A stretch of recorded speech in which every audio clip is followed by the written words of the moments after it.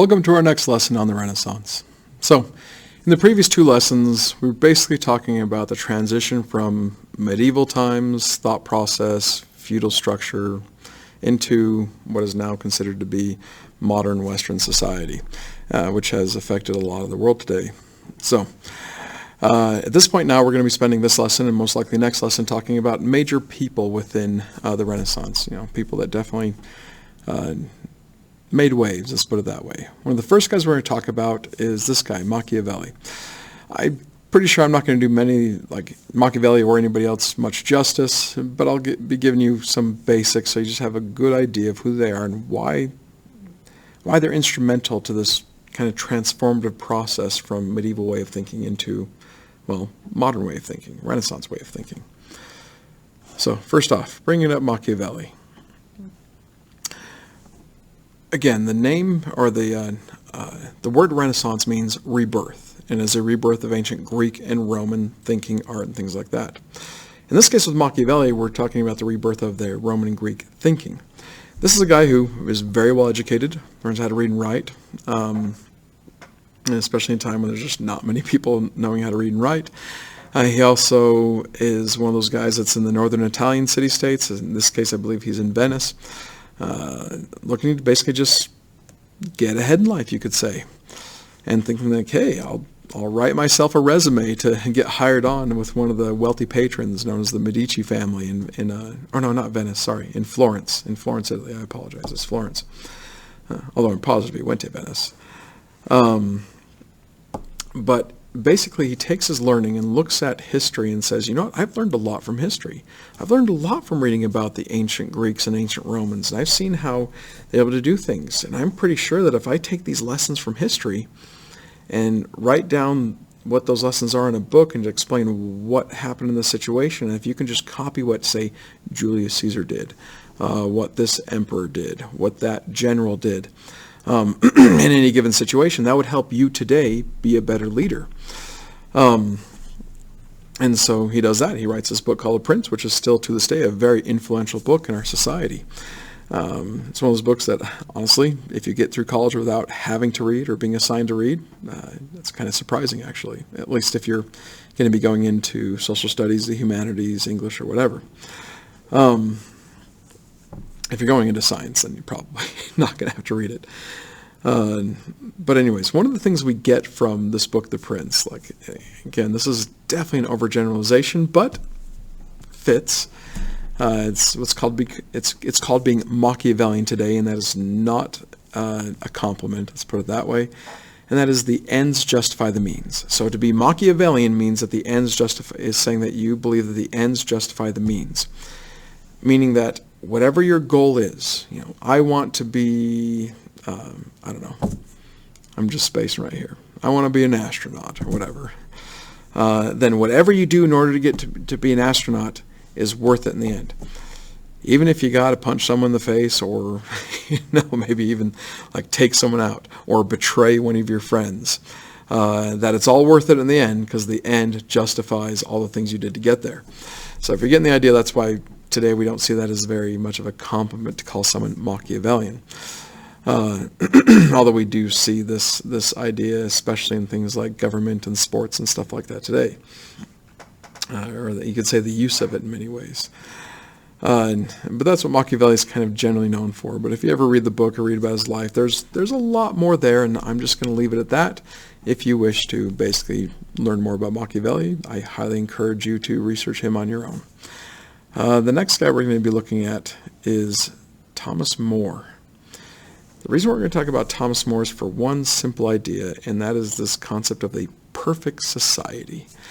So, just to put this in perspective, now that you have this idea of humanism with individualism in place, that you can have a happy life, that God wants you to have a happy life, of course then you start talking about, what is the happy life? And how can we create a society that allows everybody to be happy, to be a perfect society where everyone is taken care of, everyone is just happy. This becomes a major topic of discussion, still is to this day. In fact, this is an overwhelmingly popular, you could say, topic of discussion that creates a lot of heated discussions to this day. It's just, how do you run a society to where everybody's taken care of and it's just perfect? Well, Thomas More decides to write a book on this called Utopia. And to this day, Utopia refers to saying something is the perfect society. Like, oh, that's just your dream of a utopian society. You think that's just the way that a perfect society should be, so that's utopian. I just lost where I was going. I apologize. Oh, yes. So Thomas More writes this book, and this is one of those books I had to read, and it's one of those ones I just like, let's put it this way. I had this book, I had to read it in college, it was an assignment. I was never very happy when I was forced to read something, like most people. But this is one of those books, when I started reading it, helped that it was short too, by the way. Man, I really liked it. I really engaged well with this book. And most people I've talked to pretty much says the same. Not everyone. But like the premise of it just seems kind of boring almost. But you basically just have two guys standing over a city, and the name of the city is Utopia. And they are arguing, or basically, they're having a discussion back and forth on, where one guy is saying that is a perfect society down there. It is the perfect place to live. And here's all the reasons why. But the other guy is just like, if it's the perfect society, then what about this? Why this? What about this? And in a way, what Thomas More is doing is saying, yes, everybody might have this concept of what a perfect society is, but not everybody has that same idea of like what is perfect. Maybe what is perfect for you isn't perfect for someone else. And just having that second character in that book, just questioning everything that the first character says, just trying to find out more, but just saying, well, if this is perfect, then why does this happen? Why do I see these things that don't seem like a perfect thing happening in the city? Again, I'm not going to go into examples. Read the book for yourself if you'd like to. Again, I can very much recommend it. A good book to read. Definitely gets you thinking. But you could say the end result comes, let me stop myself there. Look at the two pictures off to the right. This is where Thomas More is kind of going in this idea of like, well, what is a perfect society? What is a perfect society for you? And I put those two pictures up there because they represent like the extremes of what people usually argue about the perfect society would be. The top picture is this perfect society where science has solved everybody's problems. Everybody has a great life because of technological advancements. They've gotten to this point of just everybody just being good, just taken care of, nothing's wrong, everything's great. Versus the picture on the bottom is more of this naturalistic utopian society. Technology is actually evil. We need to go back to more kind of the base roots, like Adam and Eve in the garden type stuff. Or just, becoming one with nature, and technology ruins that. So if you're a utopian, like a technological utopian, you look at that top picture and say, yeah, that looks pretty cool. But if you're more of a naturalistic utopian, you look at the bottom picture, that's pretty cool. And there's not much compromise there, hardly any at all. You can't have a naturalistic utopian and a technological utopian get together and say, we can compromise on some things. Because if you do, then all of a sudden you don't have your perfect society. And essentially we can thank Thomas More for this, for all those arguments that have happened throughout human history. And I'm being very light about this because there have been, you could say, some very good things that happened, but some incredibly bad things that have happened in human history for this quest for the perfect society. That's all I'll say at this point. I usually go into this a little bit more in class. But this, basically, he's an important guy to bring up as one of the great Renaissance thinkers from this new humanistic viewpoint, and how, if you're going to be a humanist and individualistic, what is the perfect society for you? Well, one more thing I will put in there, by the way. The society that you and I live in, at least I live in the United States, is we actually live in a society that has kind of decided that a perfect utopia society isn't really achievable because everybody thinks differently, and what is perfect for one person isn't perfect for you. So we've actually built up a society where you can create your own perfect life and not be hindered by society in getting what you think is your perfect life as best as possible. And we call that a free nation. Anyways, we'll get into that more when we get into the Enlightenment, but did want to put that in there as we're talking about this thought process of what is a perfect society. Next guy. You can't go into the Renaissance without talking about Michelangelo. And let's put it this way. The reason why we're going to go over Michelangelo is he's like the poster child for the Renaissance. Well, I should say him and one other guy, as the artists, basically. Michelangelo and Leonardo da Vinci. I'm going to be going through both of them here, and this is going to be a little bit longer of a video in doing so. I apologize. But just a question I'd like to have in your mind is this. Who do you think is more of the Renaissance man? Who do you think is more of a poster child for the Renaissance and this thought process, humanistic, individualistic thought process? Michelangelo versus Leonardo. So to give you some ideas of who Michelangelo is and how he starts off. Michelangelo lives right, towards the beginning of the Renaissance. Leonardo is older than him, I believe. I'm pretty dang sure. But his parents are much more, they want a good life for him. And they're realizing that, hey, if we can basically pay for him to get an education, something that is a brand new idea, like, hey, let's teach our son something that's, again, instead of sending him out to the farm type thing, they hire some of the early, you could say, humanist thinkers to teach him and to teach him how to basically make the art. So that, you can get hired to make those sculptures for those wealthy patrons. But in so doing, of course, Michelangelo becomes very, very humanistic into this type of stuff, and he wants to do the best he possibly can. He looks at those Roman statues and says, I can recreate that. In fact, I can do better. So just to look at some of the stuff he does.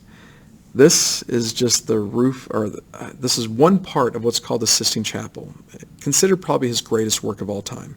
I've been there. It is beyond amazing. I could sit here for 10 minutes and explain how awesome it is, but all I'll say is this. Just, you have to look up pictures or go there yourself to just get the idea of just how amazing this place is. Again, I said in previous videos, I'm not much into art, but when I stood here and to look at what he was able to accomplish with the kind of the restrictions he had on him at the time, pretty impressive. Now, the reason why I show this one particular picture, or you could say painting from the Sistine Chapel, which is, again, it's so much more than that. But if you don't know what the Sistine Chapel is, he basically paints almost all the stories, pretty much every story in the Bible, in one kind of contiguous art form across the walls and ceiling of this big chapel. But this is the part where God creates Adam.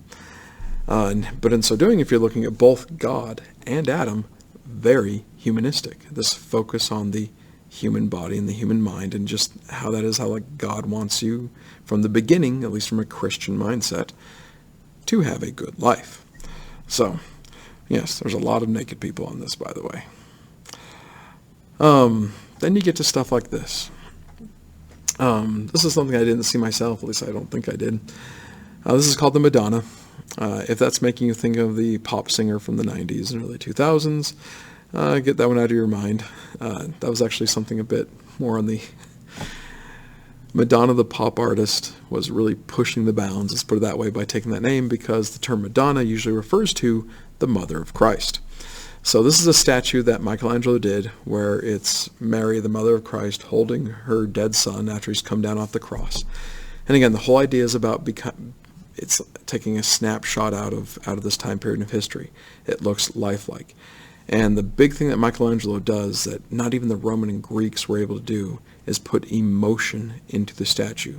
Make it look like Mary is actually grieving for her son.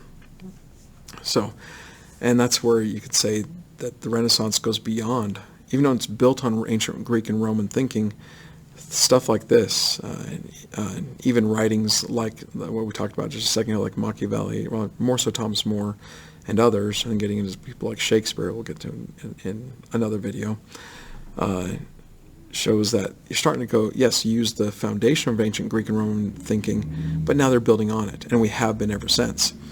But again, in this case, with this statue, it's about putting emotion into the statue. This is arguably his greatest, the Sistine Chapel is his greatest work, but his greatest statue is this one. It's called the David. Now, this is just humanistic in all of its forms possible, but the reason why this is a big deal is it was the Medici family in Florence that commissioned Michelangelo to build this statue. And for one, yes, it's this whole idea like, this is what a perfect human being would look like. Holy cow, did Michelangelo do such a good job at getting just everything is in its right place, and it doesn't look out of whack, and it looks like a human being, like a perfect human being. Everything's in proportion, you could say. But there's also kind of like a hidden message here that I find fun, I guess you could say, just looking at it from a historical point of view. And that is that they make sure that he's actually staring towards Rome, meaning the center of Roman Catholic power, the church power. And the reason why it's called the David statue is that's reference to David and Goliath. If you're familiar with that Bible story, David, just a small guy, is able to beat a gigantic monster of a man called Goliath with a sling. And this is symbolic in the idea of these small Italian city-states, with their massive amount of wealth, are kind of like the new David staring down the church, which is now the Goliath, which I hope you're getting the twist there. It's a story that the church tells about how you can stand up to Goliath in your life. God is with you, and now the Italian city-states are saying basically you're the Goliath. Church, you're the new Goliath, and we're the new David. So, now, I showed this one just to let's put it this way. That statue right there, again, has all the humanistic stuff that goes into it that I keep mentioning and talking about. But the one thing I'd like to point out is the horns coming out of his head. This is a statue of Moses. And this is one of those interesting things where you see kind of mistakes in just how things are translated over time. I can't remember which version I'm getting right here, but basically the belief was that from the way the scriptures were translated incorrectly, you could say, between Greek and Hebrew and Latin, the Greek, the ancient Greek and Roman languages, Latin and Greek, and then as well as Hebrew. You get this mistake where, like a typo, where in one of the scriptures of the Old Testament of the Bible, it's supposed to say that Moses has like rays of light coming out of his head, but it's translated to say he has horns coming out of his head.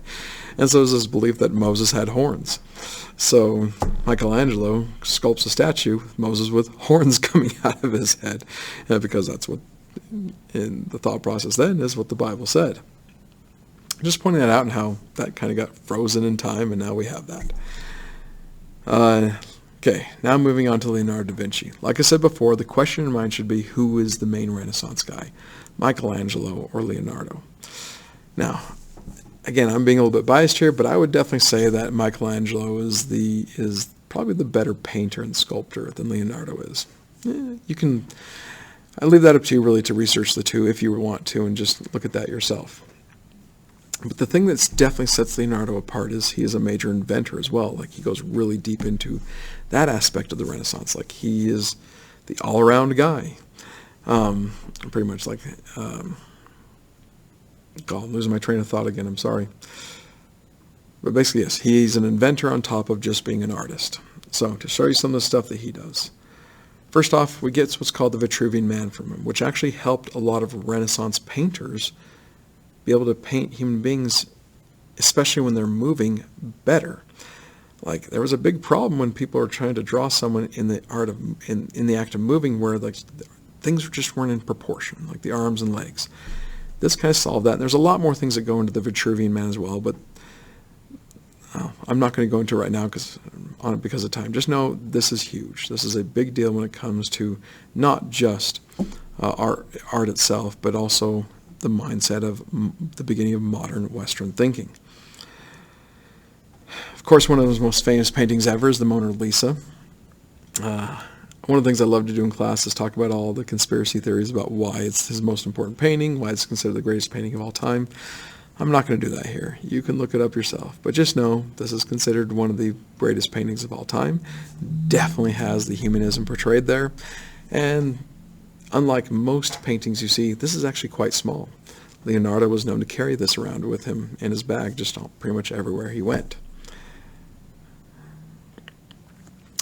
This painting I like to show, it's called Leonardo's Last Supper, because it definitely shows perspective. So did a painting I showed in an earlier lesson called The School of Athens by Raphael.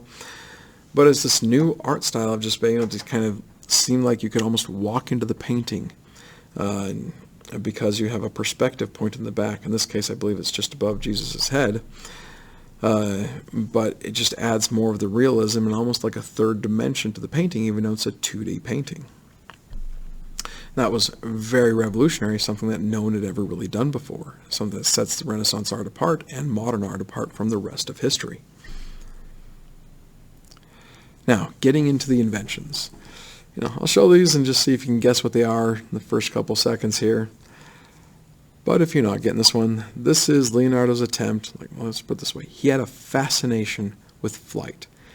He felt like man could fly. And this is one of the inventions he came up with in order to try to fly. Birds have wings, let's give man wings. Strap this on your back and just start flapping type thing. It didn't work out so well. Again, if I'm knowing my stories correctly, I don't know if this is a true story or not. I'll repeat it anyways, but just know I'm not exactly sure if this is a true story. But I did hear a story about Leonardo basically going up to the roof and wanting to jump off with this, and he was barely talked out of it. It was like a 2 to 3 story jump, basically. And he was barely talked out of it, saying that this is dumb. You should, maybe lessen the risk involved, what's going on here. And now, as you're looking at this, see if you can guess what it is. But this is the first idea ever of a machine gun, this idea that you can kind of get rapid fire going on. Definitely very rudimentary, but it is from ideas like this that we do get the modern idea of, like, say, a Gatling gun from. That's not really modern, that's 1800s, but yeah. This one's one of the tougher ones, but again, this goes into Michelangelo's kind of desire to fly. This is the earliest idea that we have in human history, at least that we know of basically a helicopter. This idea of taking air above you and pushing it beneath you to get lift. I have no idea if he actually built this or if he went through with it, but this is definitely a schematic from his notes that he just felt like this would be a good way to try to fly. And now that we have helicopters today, well, you could say his dream was realized, but it's because of things like this and like the machine gun thing I showed you a little bit earlier, where Leonardo is just one of those guys where it's viewed like he's way ahead of his time, just hundreds of years. Like, he was born hundreds of years before his time, basically. This one's one of my favorites. This is the earliest idea of a tank on the battlefield. There's a lot of problems with this one. I'm not going to go into it right now because, again, the lesson's going a little bit long. But I found this as basically someone kind of someone built what it would actually look like if that Leonardo schematic actually was built, which I don't think was. No, maybe it was. I don't remember reading about that or hearing about that he actually built this one. Now the last one is this. Leonardo, because he knew he wanted to fly, he realized that, well, you need to get a kind of like a safety way of getting down. So he was the first person ever to think of a parachute, which someone actually built and tried out, and it worked. Leonardo never got to do this, but it's interesting that someone else did it. So with that, I'm going to leave it there. Again, if you feel like you'd like more information on who was the real Renaissance man between Michelangelo and Leonardo, I'll leave it up to you to look more up there and just come to the conclusion yourself if you so wish. That is a big argument, though, especially in the art world. But just the last thing I'd like to leave you with before we're done is just, again, this humanistic thinking that is now Renaissance and this beginning of the thought process of the individual, that you can think of things like this. It's okay to think of things like this, is really starting to take off and has led to the world that we have today and the style of thinking that we have today. And with that, I will see you in the next lesson.